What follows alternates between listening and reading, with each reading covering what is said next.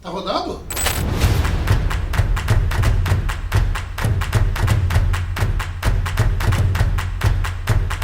Olá, gente, tudo bem? Eu sou Renato Neves, ator, diretor, sonoplasta, faço parte de Os Ciclomáticos Companhia de Teatro, uma companhia de teatro aqui da cidade do Rio de Janeiro. Já há 25 anos, sou um dos fundadores da companhia, inclusive. Também sou vice-presidente da Federação de Teatro Associativo do Estado do Rio de Janeiro, talvez a mais importante instituição de teatro do Rio de Janeiro, que já tem 47 anos de estrada e que realiza uma série de eventos. É a mais antiga federação em atividade no Brasil, inclusive em atividades ininterruptas. Enfim, um artista de teatro.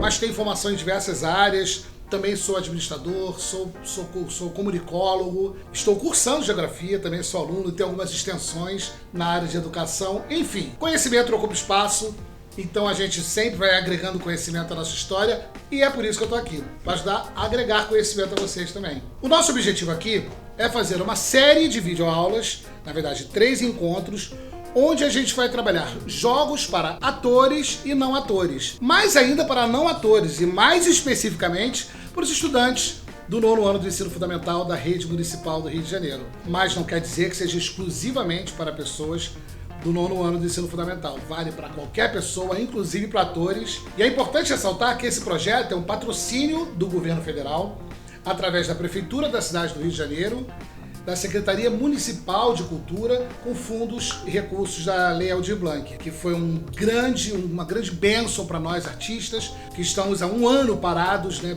praticamente sem fazer nada por conta da pandemia de Covid-19. Nós fomos os primeiros a parar e ainda estamos parados, basicamente, fazendo algumas atividades online. Aliás, essa oficina, ela até poderia ser presencial, mas não tem problema. A gente vai desenvolver os conteúdos online mesmo, porque nesse momento é importante que a gente se cuide, é importante que a gente cuide dos nossos, que a gente sossegue, fique quietinho em casa, que use as medidas de segurança, vacina sim, aguardar a nossa vez de vacinar e ajudar a cuidar dos nossos pais, dos nossos avós, dos nossos vizinhos, enfim, e da gente mesmo, né? Então, máscara, álcool em gel, vamos se cuidar, gente. O objetivo desses vídeos, na verdade, é fazer vocês perceberem que o teatro é uma linguagem que ele pode servir para qualquer área do conhecimento. Você perceber que o seu corpo e a sua voz podem trabalhar a seu favor, seja em qualquer profissão, inclusive no próprio teatro. Você consegue fazer, através do teatro, atividades em que você consiga se desinibir melhor, que você consiga falar em público. Então, por isso que o nome desses nossos encontros é Jogos para Atores e Não Atores. Então, a gente está falando com você também, não ator. O teatro é provavelmente a mais antiga manifestação artística de que se tem ciência e que o homem já viveu. Dito isso, aonde vocês acreditam que surgiu o teatro? Vamos lá, vamos fazer um quiz aí. Para vocês, o teatro surgiu no Egito, junto com os antigos faraós? Na Grécia Antiga? Ou na Itália? Vamos lá, pensa um pouquinho. Vamos lá. Se você respondeu na Grécia, acertou.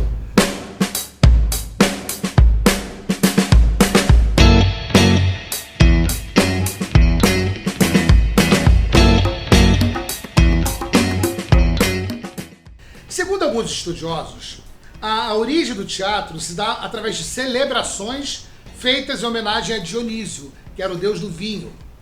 Aí, com o tempo, danças, gestos, músicas, poesias eram preparadas com o intuito de se falar sobre a mitologia dos deuses, da história dos deuses, que acabavam se transformando em encenações. Ou seja, as pessoas, né, os atores da época, eles encenavam as histórias da mitologia grega, das histórias dos deuses gregos, não é mesmo? E assim o teatro nasce através de culto aos deuses. E passaria a falar de outras situações também que eram experimentadas no mundo cotidiano, né?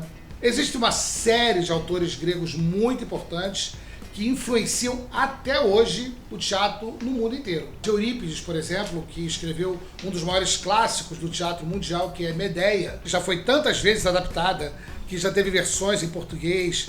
Aliás, foi a fonte inspiradora de Gota d'Água, um dos maiores textos nacionais da obra de Chico Buarque e Paulo Porto. A gente tem Sófocles, talvez Sófocles, através de Édipo Rei, tenha sido o autor mais popular do teatro grego até hoje. Quando se fala em teatro grego, a gente lembra muito de Édipo Rei. Talvez uma das histórias mais conhecidas do teatro grego, né? Para quem não conhece, a história de Édipo Rei é a história de um homem, de um guerreiro da cidade de Tebas, na Grécia, que por obra do destino, sem querer, se envolve matrimonialmente com a sua própria mãe, fazendo cumprir uma profecia de desgraça, na verdade, né? E eles tiveram 4 filhos: Antígona, Ismena, Etéocles e Polinices. E essa história acabou desmembrando em várias outras histórias. Inclusive, a história de Édipo Rei é tão conhecida que ela já foi até tema de novela da Rede Globo, com a novela Mandala, com a Vera Fischer e o Felipe Camargo. A novela já tem muito tempo, vocês provavelmente não conhecem. Mas era Felipe Camargo e Vera Fischer fazendo Édipo e Jocasta, como mãe e filhos e também como um casal, né? Mas, como eu disse, eles tiveram 4 filhos: Antígona, Ismena, Etéocles e Polinices. E essa união matrimonial e esses filhos que eles tiveram acabaram se desdobrando numa outra história. A história de Antígona, como se fosse a segunda parte de um filme ou a segunda temporada de uma série, né? E aí já é a história de Antígona, a história focada em Antígona, que era uma mulher muito forte, muito empoderada e que lutava muito, muito avidamente contra as injustiças da sua terra e do seu tempo. Ela tinha uma irmã chamada Ismena, que era diametralmente oposta a ela, muito frágil, muito calma, muito tranquila e que aceitava as deliberações de Creonte, que era o grande ditador da época, sem questionar. Creonte, inclusive, que era tio delas e irmão da Jocasta, da mãe delas. Entende como as coisas vão se conectando? Os 2 irmãos de Antígona, que eram gêmeos, Etéocles e Polinices, morreram juntos numa praça. Só que um deles comungava com os ideais desse Creonte, desse ditador, e o outro não. Então Creonte fez um decreto em que aquele filho, aquele sobrinho dele, no caso, o irmão da Antígona, que comungava com as ideias dele, tivesse um enterro digno dos heróis, dos grandes generais, e o outro não, que o outro fosse abandonado nas ruas para que o povo visse que quem estivesse contra aquele ditador ia ter aquilo ali como exemplo e que ninguém poderia dar-lhe enterro. Antígona, a irmã, não se conforma com isso e, mesmo contra as ordens do ditador Creonte, resolve enterrar o irmão. Com isso, a ira do ditador Creonte se volta contra ela e a ela é reservada ser enterrada viva. Na verdade, não enterrada, é colocada viva dentro de uma caverna até que ela morresse lá dentro. Mas ainda assim, ela não abre mão dos seus ideais. E a gente pode até quase afirmar que é a primeira feminista da história, porque ela de fato brada muito, com muito orgulho pelo que é justo. E para ela, justo era enterrar os 2 irmãos. E assim existem 1000 outras histórias do teatro grego. Quem tiver um pouco mais de curiosidade, é só colocar no Google lá, teatro grego. Tem muitas histórias que existem há muitos milhares de anos e que estão aí até hoje. O autor de Édipo Rei, de Antígona, de Electra, era Sófocles. E ele privilegiava muito a luta dos heróis contra o destino e a influência que os deuses possuíam na vida dos homens. Por exemplo, na peça Édipo Rei, a gente tem a história desse protagonista que casa-se com a mãe e mata o próprio pai. Até esqueci de falar esse detalhe, que ele mata o próprio pai e casa com a mãe. Sem saber de nada, naturalmente ele não sabia de nada disso. Nas peças do Sófocles, essas encenações passam a contar com a presença sempre de um terceiro interlocutor do palco, né? Geralmente é um coro. Assim, dessa forma, o número de histórias, o número de personagens vão aumentando, porque vão se desdobrando nos vizinhos, nos oráculos, que eram aqueles adivinhadores, né? Que previam o futuro. Fora o famoso coro grego, que era uma espécie de narrador da história, uma espécie de crítico do que estava acontecendo. O coro, ele tinha essa função de analisar a cena, né, junto com a plateia e fazer uma crítica. Não quer dizer que seja falando mal, né? Mas analisar o que estava acontecendo mesmo. Aí outro grande autor grego, como eu falei, né, que era Eurípides, e para vocês entenderem como esse cara era tão importante e como ele já está aí na história há tantos anos, ele viveu de 445 a 386 antes de Cristo. Só a era de Cristo, a gente já está em 2021, então vocês façam as contas para você ver como é que Eurípides, né, já tem muito tempo. E assim, é aquela história, uma mentira não sobrevive tanto tempo. Então você vê o valor desses autores gregos e que influenciam o teatro, a televisão, o cinema até hoje. É uma das obras mais importantes de Eurípides, sem dúvida, é Medeia. Mas não foi só Medeia, ele também escreveu as Troianas, Andrômaca, Hipólito, né? E nas obras dele, geralmente ele discute as paixões e a miséria do ser humano, né? A obra mais famosa dele, sem dúvida, eu acho que é Medeia, que já sofreu 1000 adaptações, né?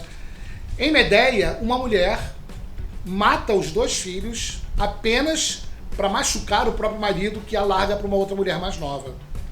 Quer dizer, a vingança dela, o desejo de vingança dessa mulher era uma coisa tão forte, que ela foi capaz de matar os próprios filhos só para arruinar com a vida do pai das crianças, que largou ela para ficar com uma outra mulher mais nova, por interesses políticos, né, interesses financeiros, porque o pai dessa moça mais nova, adivinha quem era?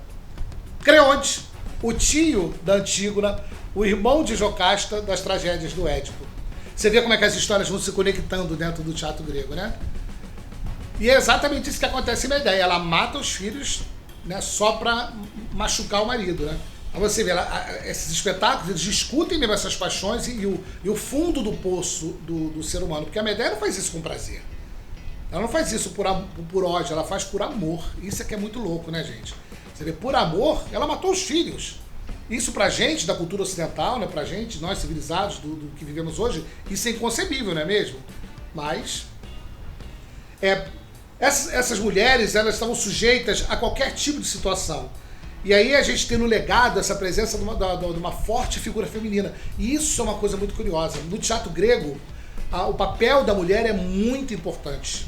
É fundamental. Geralmente são figuras muito fortes, muito destemidas, muito empoderadas, para usar uma palavra que a gente usa muito hoje em dia, e que lutam até o fim pelo que elas acreditam. O teatro na Grécia era uma coisa tão importante e era uma coisa tão introduzida na sociedade de uma maneira geral, fazia tanto parte da cultura deles, que eles organizavam festivais diversos, com muitas peças que eram encenadas, e as peças, como eu disse, elas representavam as histórias dos deuses gregos, mas também o cotidiano das sociedades locais, né? Então as histórias de vizinhos, as histórias de guerra, geralmente eram muitas histórias de guerra, de batalhas vencidas e perdidas, e isso eram encenadas por pessoas comuns, pessoas da sociedade local. Isso era muito interessante. Cada autor desses festivais grandiosos que eles faziam podia escrever até 3 peças. Olha que louco, já tinha até edital. Enfim, eles tinham o direito de escrever até 3 peças que eram encenadas, isso é uma outra característica bem interessante, utilizando máscaras que tinham o objetivo de neutralizar a figura do ator. Com a máscara, você tirava a cara do ator e colocava a cara de uma personagem. Interessante isso. Outra coisa interessante é que as encenações no começo eram feitas apenas por homens. E aí acaba sendo um grande paradoxo, porque personagens femininos eram muito fortes. Mas nessa altura o teatro grego já passava a se dividir em modalidades diferentes. Existiam as tragédias gregas, que talvez sejam as mais conhecidas até hoje, porque tem muito do nosso cotidiano até hoje, mas também tinha as comédias gregas, que geralmente tratavam do cotidiano, né, do dia a dia daquela sociedade, com deboche, com brincadeiras, né, para ridicularizar a própria sociedade. As comédias gregas teve Aristófanes, e é só para vocês verem como é que Aristófanes também era velho, de 445 a 386 a.C. Ele foi um dos grandes nomes da comédia grega, né? Teve textos muito importantes dele, chamados As Nuvens, A Paz, A Vespa. E como eu disse, era sempre dotado de um forte senso crítico com relação àquela sociedade. E ele dirigia sempre o seu humor, isso também é muito importante, às importantes figuras políticas locais. E aí, fazendo um paralelo com o nosso dia de hoje, né? O nosso humor também bebe muito da fonte da política até hoje, né? É só você ver os programas tipo Tá no Ar, Pânico na TV, enfim, os humorísticos Zorra, né? Geralmente eles também brincam, ridicularizam e satirizam muito as figuras políticas, né? Já na comédia grega era do mesmo jeito. O teatro grego, ele tinha uma forma de interpretação muito peculiar. Geralmente eram interpretações grandiloquentes, né? Com falas muito poderosas e muito veementes, né? Defendendo os seus discursos. Eu vou fazer agora um texto para vocês e aí vai ficar um exercício. Aqui embaixo vai estar um link de onde está esse texto. E eu quero que vocês peguem esse texto e reescrevam ele como se ele tivesse sido escrito nos dias de hoje, com a linguagem de vocês, do jeito que vocês falariam isso. Eu vou falar da maneira clássica. E aí vocês vão identificar uma série de palavras que não são muito cotidianas, né?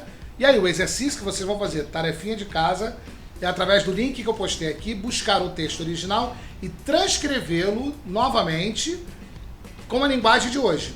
Se alguém, sendo o supremo guia do Estado, não se inclina pelas decisões melhores e, ao contrário, por algum receio mantém cerrados seus lábios, considero-o e sempre considerarei o mais ignóbil das criaturas. E se qualquer um tiver mais consideração por um de seus amigos do que pela pátria, esse homem eu desprezarei. Pois eu, e seja testemunha o grande Deus, o grande Zeus onividente, não me calaria vendo, em vez da segurança, a ruína dominar o povo, e eu nunca trataria os inimigos de minha terra como se fossem amigos. Enfim, isso que eu quis dizer. A interpretação grega tem essa força, né? Essas palavras ditas com muita firmeza, uma defesa de convicções muito grande.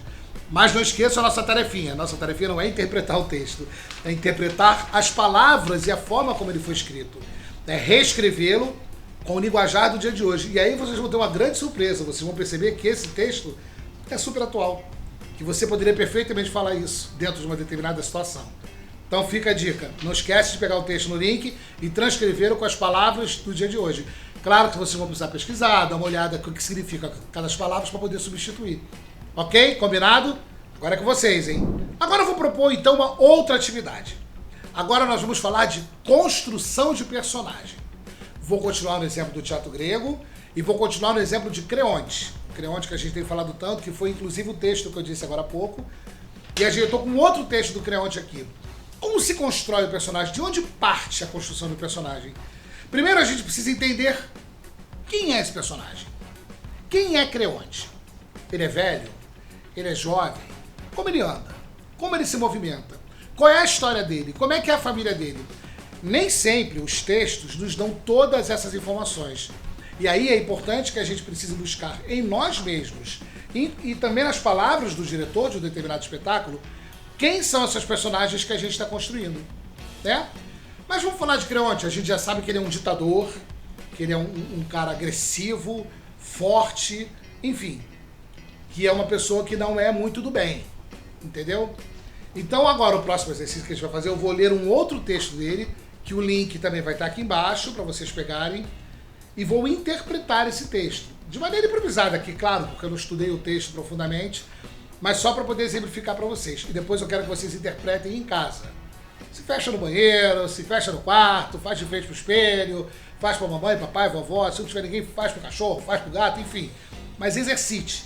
Entenda que é possível você mandar uma mensagem através da sua voz e do seu corpo. Mas vamos ao Creonte. Cala-te logo, antes que cresça minha cólera com a tua fala, salvo se queres mostrar senilidade e insensatez ao mesmo tempo. É insuportável escutar-te quando dizes que os deuses podem ter cuidado do cadáver.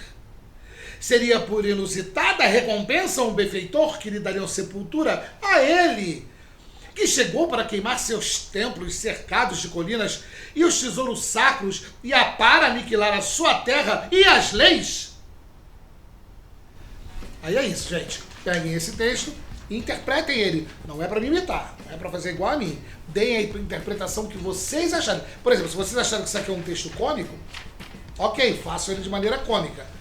Porém, é importante entender que Creonte não é um personagem cômico. Daí a importância de saber a origem dessa personagem para você construir seu personagem mesmo. Tá bom, gente? Então, mãos à obra.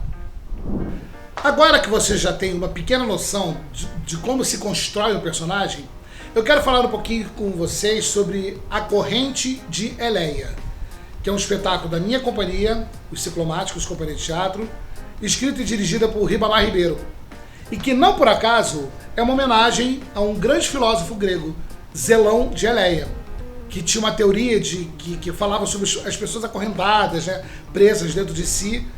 Só que no nosso espetáculo, a nossa história é completamente diferente.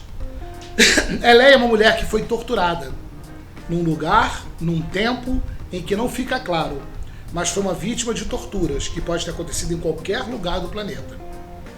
E por acaso, um belo dia ela recebe a visita de uma figura estranha, que era o seu torturador.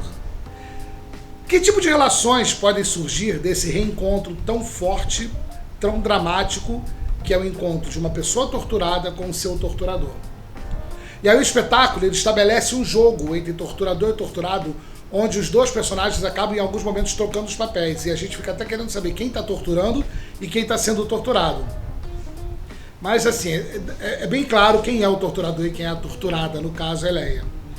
E nesse espetáculo, na montagem dos Ciclomáticos, eu faço o papel do torturador, que visita a Eleia e que é preso por ela. Ela consegue prendê-lo e ali se estabelece uma série de conflitos.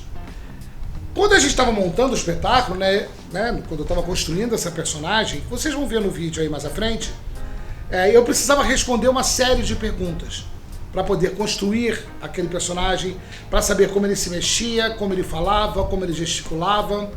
E uma das perguntas mais importantes que um ator tem que responder na construção do seu personagem é que motivações ele tem, que motivações esse ator tem para agir de uma determinada forma. Vamos supor que num determinado texto, numa determinada cena, o ator esbofeteia a atriz em cena. Antes de apenas fazer o gesto de bater na atriz, ou no outro ator, não importa, é preciso que esse ator que vai bater, ele tenha construído anteriormente as motivações para ele fazer isso. E nem sempre isso vem do texto, mas vamos partir do pressuposto que venha. E que numa determinada trama, a mulher traiu o homem, ou o homem traiu a mulher, ou o homem traiu o homem, enfim. E aí esse ator vai ter uma motivação para bater nesse outro personagem. E essas respostas, essas buscas, muitas vezes é uma busca solitária. É o próprio ator que precisa descobrir que motivações ele tem para construir seu personagem. Tá claro isso? Essa é uma pergunta muito importante. Qual motivação eu tenho para agir, eu tenho que buscar para agir de uma determinada forma? Ainda no processo de construção da personagem, é muito importante que a gente siga 3 etapas. Claro que não de maneira tão rígidas e tão definidas, Mas para que a gente construa um personagem, ou para que a gente tenha uma determinada ação, primeiro é preciso imaginar. A gente precisa criar na nossa cabeça uma historinha para aquela personagem. Quem sou eu, de onde venho, para onde fui, sou filho de quem, sou pai de quem? Inventar mesmo, é imaginar. O segundo passo é acreditar, você, ator, nessa história que tu mesmo criou. Entendeu? Então você imaginou uma história, nesse momento você está acreditando nessa história, para só então você partir para a última etapa, que é agir. Ou seja, você imaginou uma história, acredita nela firmemente, defende ela e age. Faz as suas ações. Entendeu? Imaginar, acreditar e agir. Uma outra pergunta muito importante que você tem que estar atento é a respeito do desenvolvimento da trama. Aquelas personagens estão inseridas num determinado contexto, Você está construindo sua personagem, então você precisa saber e responder a seguinte pergunta: o que eu, ator, Renato, faria enquanto pessoa se estivesse no lugar daquele ator? Porque, vamos combinar, gente, não necessariamente eu e a personagem que eu estou interpretando pensamos iguais. Muito pelo contrário, se você está interpretando um estuprador maligno, eu não sou igual a ele. Então, mas como eu agiria, eu preciso responder essa pergunta, como eu agiria se eu estivesse no lugar dele? Para não ser descoberto, para não ser pego, que gestos e que maneiras eu olharia ou falaria para passar despercebido numa cena de um crime, por exemplo. Entendeu? Então é importante você responder essa pergunta. O que de mim, como pessoa, posso transportar para essa personagem para dar mais verdade à trama? Ainda sobre o espetáculo A Corrente de Eleia, eu quero dar um exemplo do que é interpretar um texto. Eu vou falar um texto aqui, um trecho de um texto que a minha personagem fala do espetáculo, e vou procurar fazê-lo de maneira mais neutra possível, sem emoção nenhuma. Procurar apenas fazer uma fala como se eu estivesse dando uma notícia de um telejornal. Um texto limpo, sem qualquer tipo de emoção. Depois eu vou refazer esse texto, dando a emoção que eu coloquei quando eu construí essa personagem. Tá ok? Vamos lá. Eu penso em vocês. Quando me sinto só, eu converso. A sua condição de semi-morta me tranquiliza. É o seu ato de confissão mais puro. As figuras hediondas que estão ao meu redor fazem com que eu tenha vontade de sair logo daqui. Sair daqui, ir ao encontro da minha filha e beijá-la. Sair dessa podridão e ser beijado pela inocência. Ou seja, isso foi quase uma notícia de um telejornal. Telejornal ruim, inclusive. Mas eu procurei ser o mais neutro possível. Isso é difícil. Depois que você já construiu um personagem, você neutralizar as falas dele é muito difícil. Espero que eu tenha conseguido. E agora eu vou tentar, claro que não vai ficar exatamente como é na cena de um espetáculo, porque eu não estou concentrado, eu não estou preparado para isso, não aqueci, eu não tenho outros atores, eu estou jogando só com vocês aí do outro lado da tela, né? Eu penso em vocês. Quando eu me sinto só, eu converso. A sua condição de semi-morta me tranquiliza. É o meu ato de confissão mais puro. As figuras hediondas que eu vejo ao meu redor fazem com que eu tenha vontade de sair logo daqui. Sair daqui, ir ao encontro da minha filha e beijá-la. Sair dessa podridão e ser beijado pela inocência. Então, gente, eu espero que eu tenha conseguido mostrar a diferença entre os dois, né? Não, mas sério.